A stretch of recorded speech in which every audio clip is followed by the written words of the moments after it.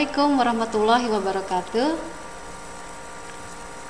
Asyhadu an la ilaha illallah wa asyhadu anna Muhammadar Rasulullah.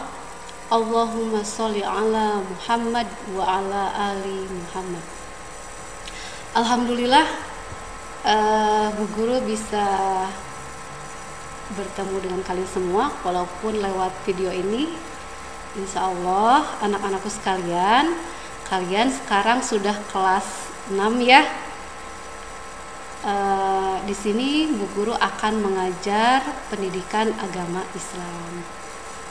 Mungkin kalian sudah mengenal sama Bu Guru kan?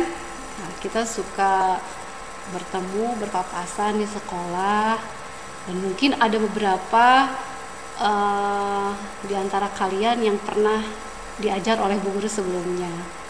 Ya betul, nanti Bu Erna akan mengajar pelajaran PAI. Anak-anakku, anak kelas 6A, B, dan C. Untuk berikutnya mungkin pembelajaran kita masih lewat daring ya, PPJ. Jadi pembelajarannya kita jarak jauh, tapi jangan khawatir, insya Allah Bu Erna akan membimbing kalian untuk belajar PAI ini. Untuk ke depan nanti pelajaran PAI ini akan menggunakan PAI yang ada tertera di sebelah, yaitu buku Senang Belajar Agama Islam dan Budi Pekerti. Ini hanya untuk panduan saja, tapi nanti Bu Erna akan buat rangkuman. Kalau sudah selesai menerangkan materi, insya Allah Bu Erna akan memberikan rangkuman dari materi tersebut agar kalian semuanya lebih mudah untuk memahami lagi materi tentang apa yang sudah disampaikan. Itu anak-anakku. Kemudian karena kita sekarang sudah kelas 6, ini materinya mungkin akan lebih dipadatkan ya.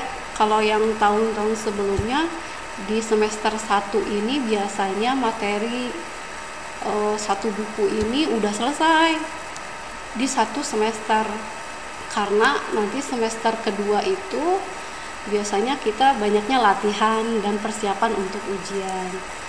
Nah, kalau sekarang mungkin akan sama, materinya akan dipadatkan, tapi jangan khawatir, insya Allah Bu Guru akan membimbing kalian asalkan kalian semuanya mengikuti anjuran Bu Guru, kemudian mempunyai keyakinan bahwa kita semuanya bisa belajar dengan lancar, walaupun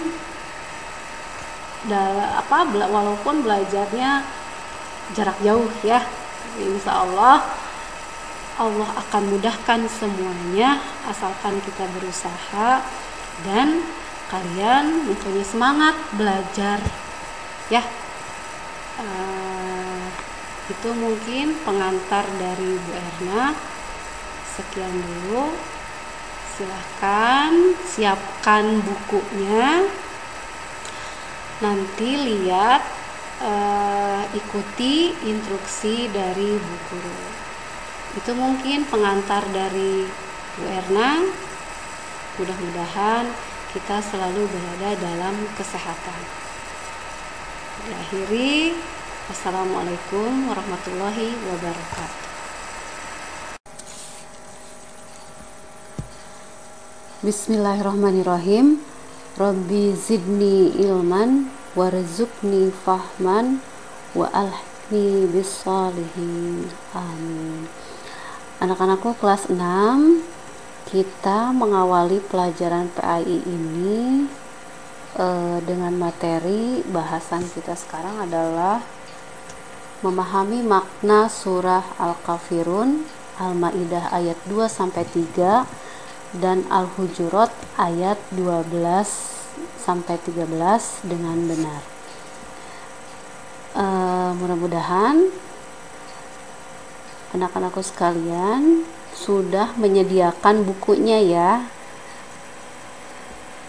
Kita lihat halaman pertama. Bu Erna yakin kita semuanya sudah hafal surah Al-Kafirun.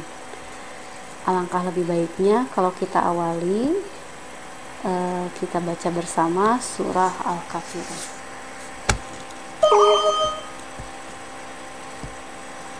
A'udzu billahi minasyaitonir rajim.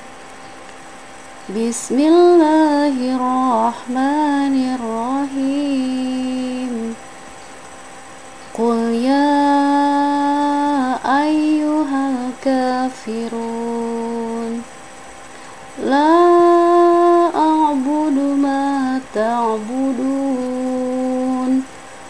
wa la antum 'abiduna ma a'bud wa la ana 'abidum ma 'abadtum wa la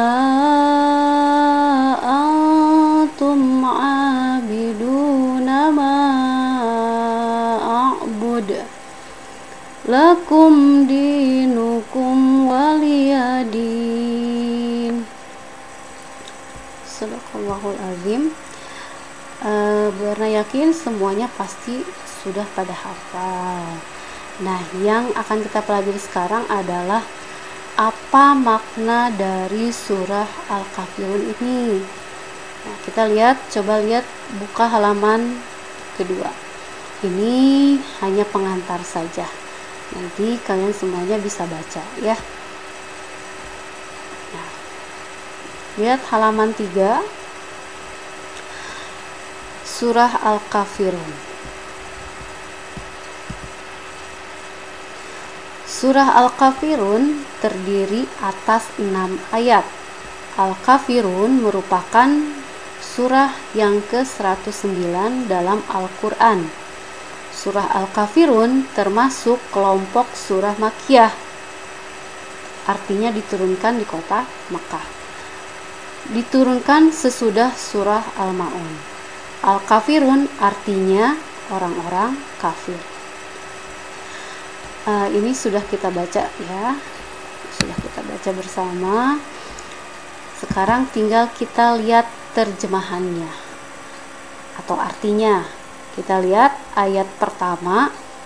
Qul ya ayyuhal kafirun. Katakanlah Muhammad, wahai orang-orang kafir.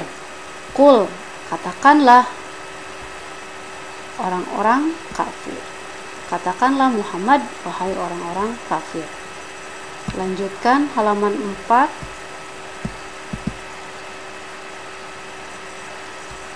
Ayat kedua, la a'budu ma ta'budun. Aku tidak akan menyembah apa yang kamu sembah. Ayat ketiga, wala antum abiduna ma a'bud. Artinya, dan kamu bukan penyembah apa yang aku sembah. Ayat keempat, wala ana abidum ma abattum. Artinya, dan aku tidak pernah menjadi penyembah apa yang kamu sembah. Wala antum abiduna ma a'bud. Artinya ayat kelima, dan kamu tidak pernah pula menjadi penyembah apa yang aku sembah. Ayat terakhir, ayat ke-6, lakum dinukum waliyadin. Untukmu agamamu dan untukku agamaku. Nah, sekarang apa isi pokok kandungan dari surah Al-Kafirun ini? Kita bisa lihat di sini keterangannya halaman 4. Isi pokok surah Al-Kafirun mengajarkan tentang cara bersikap menghadapi perbedaan keyakinan beragama. Hal ini telah ditunjukkan oleh Nabi Muhammad SAW saat menghadapi kaum musyrikin Quraisy. Nabi Muhammad SAW selalu mendakwahkan kebenaran ajaran Islam kepada kaum musyrikin Quraisy dengan lemah lembut. Beberapa hal yang disampaikan diantaranya adalah: 1. Mengajak mereka untuk menjemput hidayah Allah.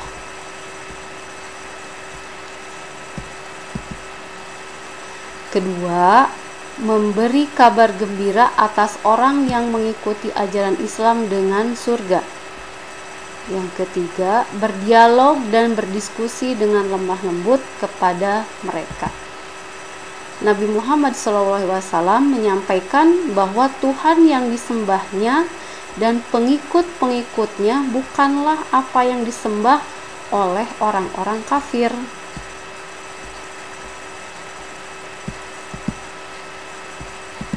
Nabi Muhammad SAW tidak akan menyembah apa yang disembah orang-orang kafir. Tugas Nabi Muhammad SAW di muka bumi ini adalah sebagai pemberi kabar gembira dan peringatan. Dengan adanya perbedaan, setiap orang harus mempunyai sikap tasamuh. Tasamuh itu bahasa lainnya dari toleransi. Toleransi terhadap orang lain. Toleransi sangat dibutuhkan untuk menjaga hubungan baik antar sesama demi terciptanya persahabatan, persaudaraan, dan persatuan masyarakat. Jadi, di surat Al-Kafirun ini yang paling menonjol, yang menjadi isi pokok kandungannya itu ada di ayat terakhir, yaitu ayat ke-6. Ini yang merangkum dari semua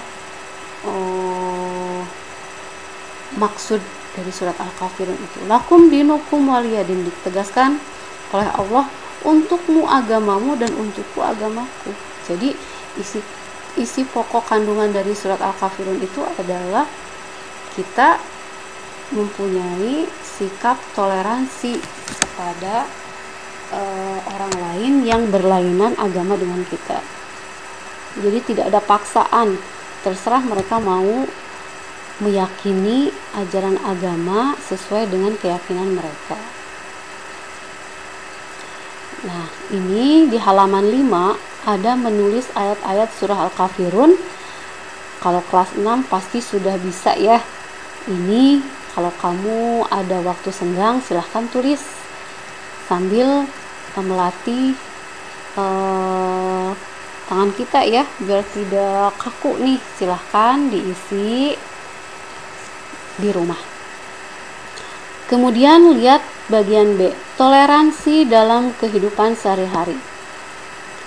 Toleransi adalah sikap yang tidak menyimpang dari aturan, di mana seseorang menghargai atau menghormati setiap tindakan yang dilakukan orang lain. Toleransi dalam kehidupan ini terbagi dalam dua bentuk.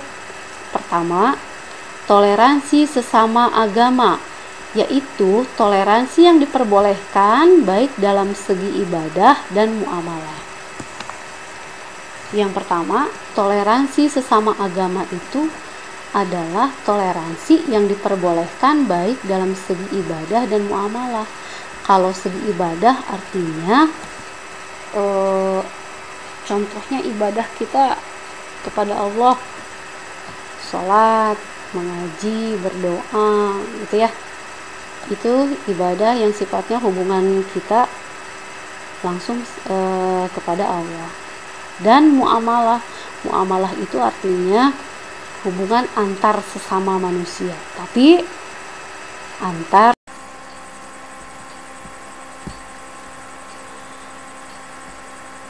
kita lanjutkan kembali. Toleransi dalam kehidupan ini terbagi dalam dua bentuk. Pertama, toleransi sesama agama, yaitu toleransi yang diperbolehkan baik dalam segi ibadah dan muamalah. Tadi disebutkan kalau ibadah itu artinya contohnya kita mengerjakan sholat mengaji, berdoa, ya, itu ibadah. Kemudian kalau muamalah itu hubungan kita manusia dengan manusia gitu, antar sesama muslim. Kita membantu orang yang membutuhkan, memberikan zakat, memberikan bantuan pertolongan, ya, itu contohnya. Yang kedua, toleransi antar agama, yaitu toleransi yang hanya diperbolehkan dalam bentuk muamalah atau sosial kemasyarakatan saja.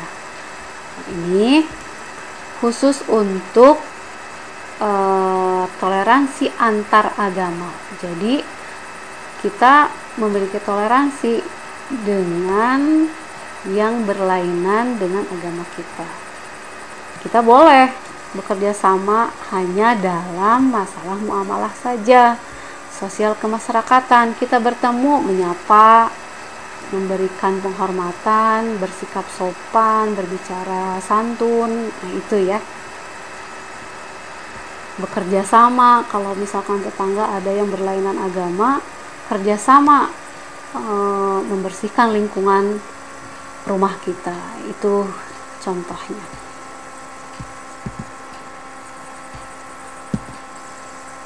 Toleransi bukan berarti membiarkan saudara kita melakukan kejahatan.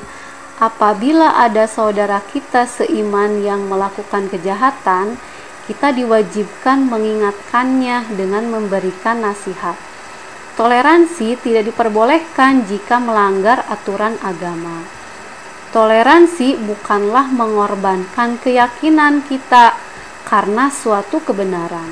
Akan tetapi, toleransi adalah menghargai perbedaan yang dilandasi suatu alasan.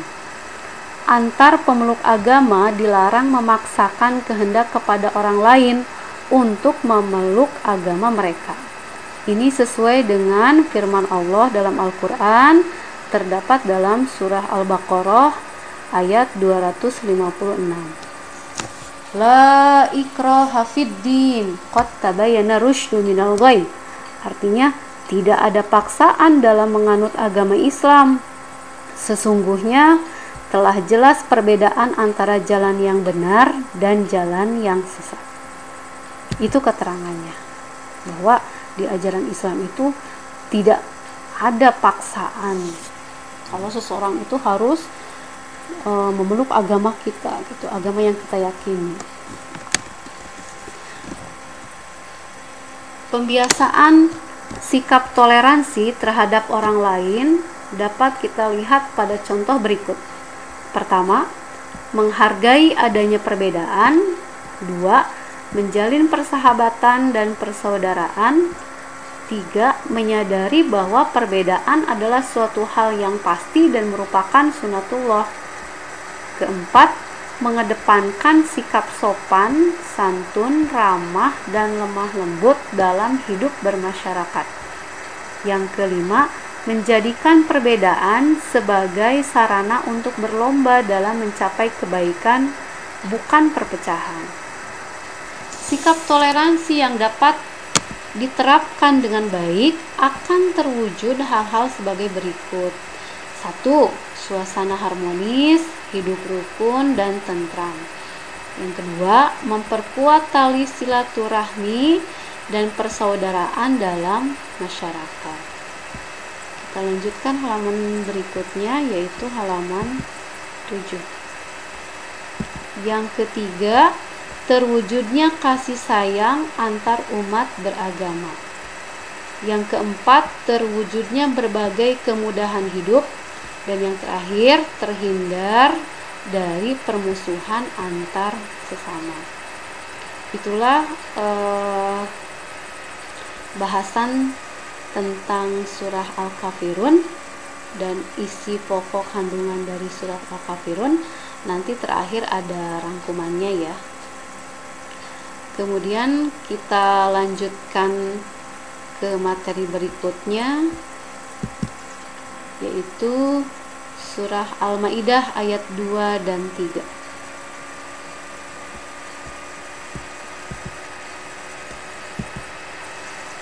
Surah Al-Maidah ayat 2. Kelas 6 ini materi ini biasanya suka keluar di soal ujian akhir ya.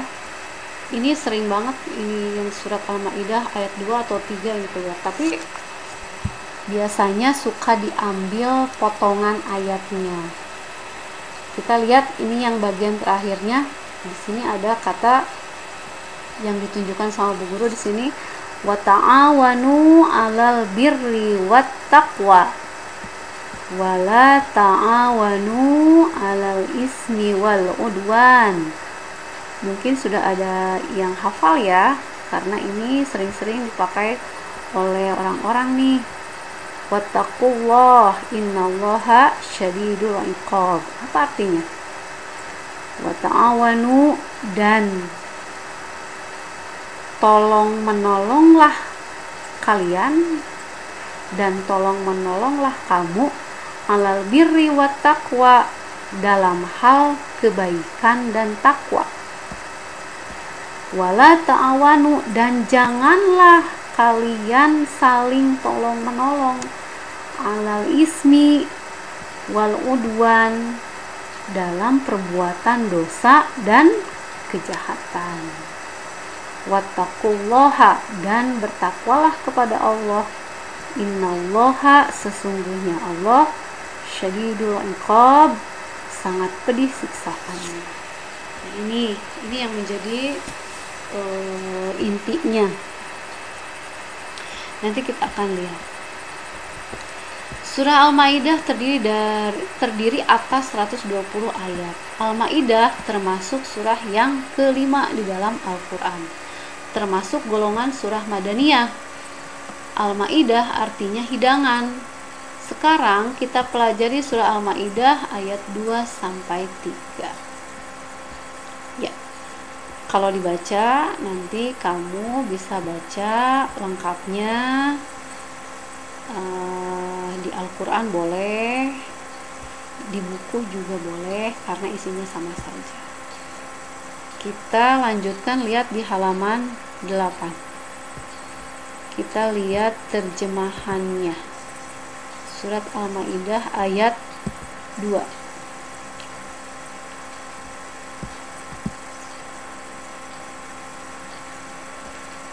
Wahai orang-orang yang beriman, janganlah kamu melanggar syiar-syiar kesucian Allah, dan jangan melanggar kehormatan bulan-bulan haram, dan jangan mengganggu hadyu, hewan-hewan kurban, dan qolaid, hewan-hewan kurban yang diberi tanda, dan jangan pula mengganggu orang-orang yang mengunjungi Baitullah, yang mengunjungi Baitul Haram.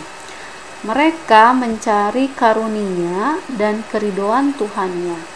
Tetapi apabila kamu telah menyelesaikan ihram, maka bolehlah kamu berburu. Jangan sampai kebencianmu kepada suatu kaum karena mereka menghalang-halangimu dari Masjidil Haram, mendorongmu berbuat melampaui batas kepada mereka. Dan tolong menolonglah kamu dalam mengerjakan kebaikan dan takwa. Dan jangan tolong menolong dalam berbuat dosa dan permusuhan. Bertakwalah kepada Allah, sungguh Allah sangat berat siksaannya. Itu ya. Nah, sekarang kita lihat halaman berikutnya.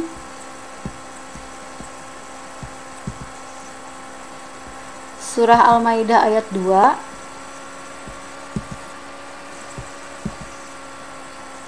Isi pokok surat Al-Maidah ayat 2 adalah bahwa dalam Islam manusia berhak marah dan tidak suka, akan tetapi ia tidak berhak berbuat.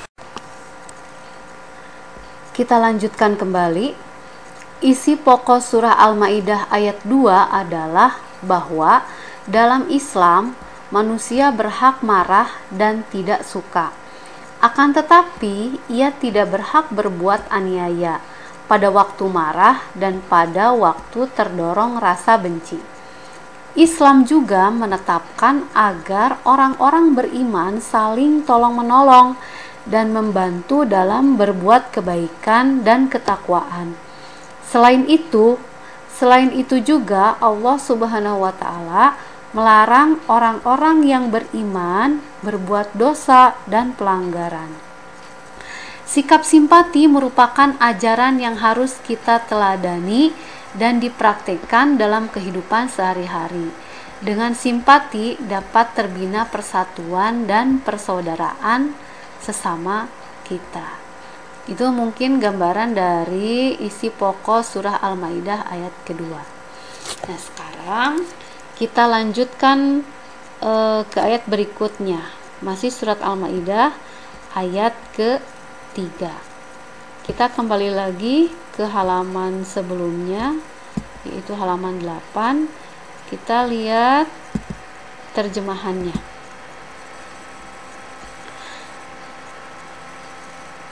Terjemahan surah Al-Maidah ayat 3.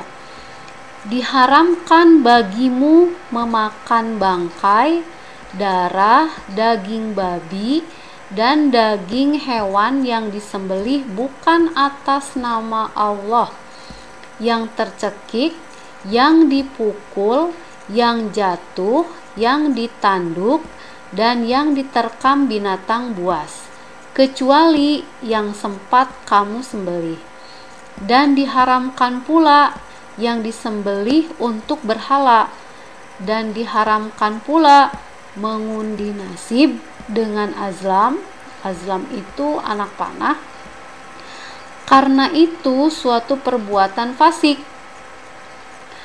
Pada hari ini orang-orang kafir telah putus asa untuk mengalahkan agamamu. Sebab itu janganlah kamu takut kepada mereka, tetapi takutlah kepadaku. Pada hari ini telah aku sempurnakan agamamu untukmu, dan telah aku cukupkan nikmatku bagimu, dan telah aku ridhoi Islam sebagai agamamu. Tetapi barang siapa, kita lanjutkan lagi ke atas. Tetapi barang siapa terpaksa karena lapar, bukan karena ingin berbuat dosa, maka sungguh Allah Maha Pengampun, Maha Penyayang. Itu terjemahan surah Al-Maidah ayat 3. Sekarang kita lihat penjelasannya. Ayat ketiga surah Al-Maidah ini menjelaskan bahwa ada beberapa hidangan atau makanan yang dilarang Allah Subhanahu wa taala untuk kita makan. Di antaranya yaitu memakan bangkai, darah, daging babi, daging hewan yang disembelih atas nama selain Allah Subhanahu wa taala, yang tercekik, dipukul, jatuh, diterkam binatang buas, kecuali yang sempat kamu menyembelihnya, dan yang disembelih untuk berhala, tidak menyebut nama Allah maksudnya. Binatang-binatang tersebut haram dimakan. Ayat ini juga menjelaskan bahwa manusia dilarang untuk mengundi nasib dengan anak panah, karena itu merupakan perbuatan orang-orang yang fasik. Orang-orang fasik ini maksudnya adalah, yang disebut dengan orang fasik itu orang yang melakukan kesalahan. Nah, dia sendiri tahu bahwa perbuatan itu salah. Dia melakukan perbuatan yang dia berbuat kesalahan, berbuat dosa, padahal dia sendiri tahu bahwa perbuatan yang dia lakukan itu adalah dosa gitu. Nah, itu orang fasik ya maksudnya. Dalam surah ini Allah Subhanahu wa taala juga melarang umat Islam agar tidak putus asa dan merasa takut terhadap orang-orang kafir Quraisy. Tetapi takutlah hanya kepada Allah Subhanahu wa taala.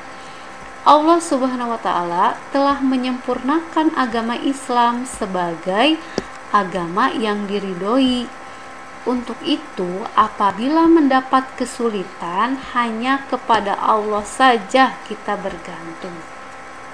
Dan apabila manusia berada dalam kesalahan dan dosa, bersegeralah memohon ampunan kepada Allah yang Maha Pengampun lagi Maha Penyayang.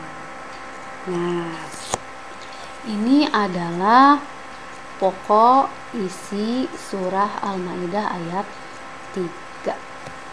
Nah, kemudian kita lihat nih, di sini kan tadi ada beberapa hewan yang diharamkan untuk dimakan. Di antaranya adalah bangkai. Kalau bangkai hewan, bangkai ayam, bangkai kambing, bangkai domba, sapi, nah, itu yang biasa dikonsumsi manusia, tapi disembelihnya sudah jadi bangkai. Nah, itu tidak boleh. Tapi ada bangkai yang boleh dimakan. Coba kira-kira apa? Ada yang tahu nggak ya? Mudah-mudahan ada yang tahu nih. Bangkai apa? Iya, betul, bangkai ikan. Kalau bangkai ikan boleh dimakan. Lihat di pasar, ada banyak yang menjual ikan mujair, ikan nila yang sudah jadi bangkai, kan udah mati. Boleh nggak dimakan, dimasak oleh kita? Boleh. Pengecualian. Kecuali bangkai yang boleh dimakan itu adalah bangkai ikan. Itu ya. Nah, ini ada, lihat di paling bawah menulis surat Al-Maidah ayat 2 dan 3. Nah, ini silahkan Bu Erna membebaskan kalian untuk menulis kalau ada waktu senggang, daripada kamu bengong di rumah main-main terus. Lihat ini, nanti tulis dalam huruf Arab surah Al-Maidah ayat 2 dan 3. Tadi di awal kan surah Al-Kafirun ya, ayat 1 sampai 6. Ini surat Al-Maidah ayat 2 sampai 3. Dan sambil dihafalkan, mudah-mudahan ada yang bisa sampai hafal ya. Itu akan lebih bagus lagi. Karena di sini Bu Erna hanya menjelaskan isi pokoknya saja. Nah, sekarang kita rangkum nih dari penjelasan Bu Guru tadi. Yang pertama, ini Bu Erna sudah buat nih rangkumannya. Jadi kalian bisa tinggal dibaca dan dihafalkan, dipelajari. Yang pertama, kita tadi sudah bahas surah Al-Kafirun. Rangkuman dari surah Al-Kafirun: 1. Al-Kafirun artinya orang-orang kafir. 2. Al-Kafirun merupakan surah yang ke-109 dalam Al-Quran. 3. Al-Kafirun termasuk kelompok surah Makkiyah. 4. Isi pokok kandungan surah Al-Kafirun adalah mengajarkan tentang cara bersikap menghadapi perbedaan keyakinan beragama. Dengan bahasa yang lain, artinya mempunyai sikap toleransi antar umat beragama. Yang kelima, sebutan lain untuk kata toleransi adalah tasamuh. Yang keenam, toleransi dalam kehidupan terbagi menjadi 2, yaitu toleransi sesama agama dan toleransi antar agama. Ketujuh, toleransi sesama agama artinya toleransi yang diperbolehkan baik dalam segi ibadah dan muamalah. Yang kedelapan, toleransi antar agama artinya toleransi yang hanya diperbolehkan dalam bentuk muamalah atau sosial kemasyarakatan saja. Kita lanjutkan rangkuman dari Quran surah. Kita lanjutkan rangkuman dari surah Al-Maidah ayat 2. Yang pertama, isi pokok surah Al-Maidah ayat 2 itu adalah bahwa dalam Islam manusia berhak marah dan tidak suka Akan tetapi ia tidak berhak berbuat aniaya pada waktu marah dan pada waktu terdorong rasa benci. Yang kedua, orang-orang beriman saling tolong-menolong dan membantu dalam berbuat kebaikan dan ketakwaan. Yang ketiga, melarang orang-orang beriman berbuat dosa dan pelanggaran. Kemudian tadi ada sikap simpati. Nah, di sini Bu Erna kasih tahu, sikap simpati itu artinya keikutsertaan merasakan perasaan, baik itu perasaan senang, susah, dan sebagainya terhadap orang lain. Itu ya, itu rangkuman dari surah Al-Maidah ayat kedua.